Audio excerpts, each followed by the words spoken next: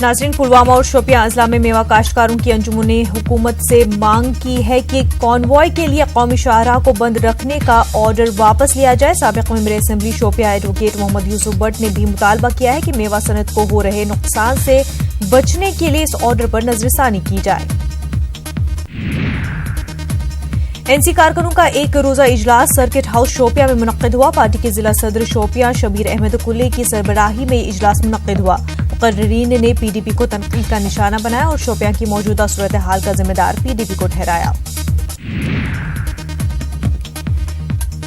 پارلیمانی انتخابات کے حوالے سے تیاریوں کا جائزہ لینے کے لیے پلوامہ میں انتخابی مشاہدوں نے ضلع چناؤ افسر کے ہمراہ میٹنگ منعقد کی۔ مشاہدین سجاد الزمان اور ونیت نندن نے شرکت کی۔ ضلع چناوی افسر پلوامہ ڈاکٹر سعید عابد رشید نے پاور پوائنٹ پریزنٹیشن کے ذریعے تیاریوں کی جانکاری دی۔ گاندربل کے ڈسٹرکٹ ڈیولپمنٹ کمشنر حشمت علی خان نے منی سیکریٹریٹ گاندربل میں سرپنچوں کی ایک میٹنگ طلب کی۔ خان نے نو منتخب سرپنچوں کے ساتھ عوامی اہمیت کے حامل منتخب مختلف امور پر تبادلہ خیال کیا۔ ڈی سی نے سرپنچوں کو یہ یقین دہانی کرائی کہ انہیں ترقیاتی پروجیکٹوں کے نفاذ میں ہر ممکنہ تعاون فراہم کرایا جائے گا۔ بارامولہ کے ڈی سی ڈاکٹر جی این ایٹو نے سرپنچوں کے ساتھ ایک میٹنگ کی۔ ڈی سی نے ضلع کے پنچایتوں میں چلائے جا رہے ترقیاتی کاموں کا جائزہ لیا۔ Joint director planning, assistant commissioner development اور دیگر متعلقہ محکموں کے عہدیداروں نے شرکت کی۔ سرپنچوں نے اپنے علاقے کے مسائل رکھے۔ ڈی سی نے کہا کہ سرپنچ حکومت کا حصہ ہے۔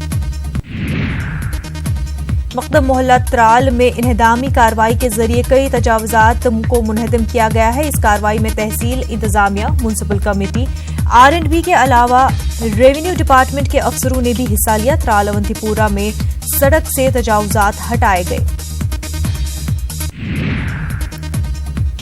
لیہ میں لڑکیوں کا پہلا T20 کرکٹ ٹورنامنٹ منعقد ہوا۔ کوساموس کرکٹ کلب نے اس ٹورنامنٹ کا انعقاد کیا۔ 14 ٹیموں نے اس میں حصہ لیا۔ CRPF کی ایس پی ریگزن آگمو نے بطور مہمان خصوصی شرکت کی اور کھلاڑیوں میں انعامات تقسیم کیے۔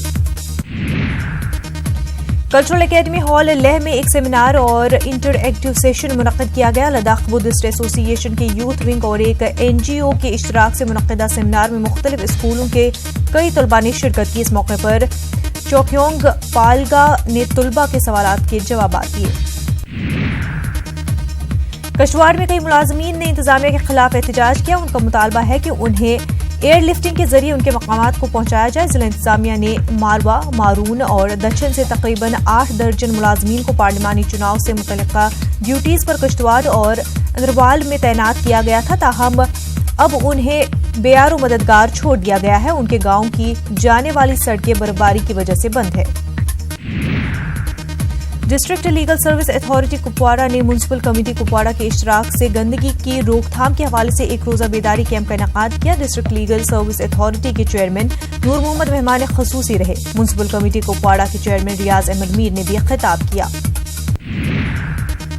کرگل کے سرحدی گاؤں کاکسر میں شب برات کے سلسلے میں نعتیہ مشاعرے کا اہتمام کیا گیا۔ علم نما دراس اور مکتب بقیت اللہ کاکسر کے اشتراک سے اس مشاعرے کا اہتمام ہوا۔ مشہور شاعر احمد جوان نے صدارت کے فرائض انجام دیے۔ طلباء اور طالبات نے بھی شرکت کی۔ بھلیسا کے چلی بالا میں مدرسے تعلیم القرآن کا سالانہ جلسہ منعقد کیا گیا۔ مدرسے کے طلباء نے تعلیمی مظاہرہ پیش کیا۔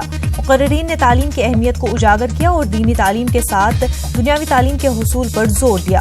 اس موقع پر حفظ قرآن کی تکمیل کرنے والے طلباء اور طالبات کی دستار بندی کی گئی۔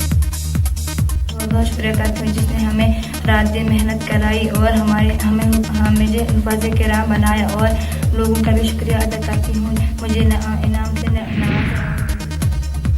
پونچھ کے مینڈر قصبے میں پیغام مصطفیٰ کانفرنس کا اہتمام کیا گیا۔ کانفرنس میں بڑی تعداد میں علاقے کے لوگوں نے شرکت کی۔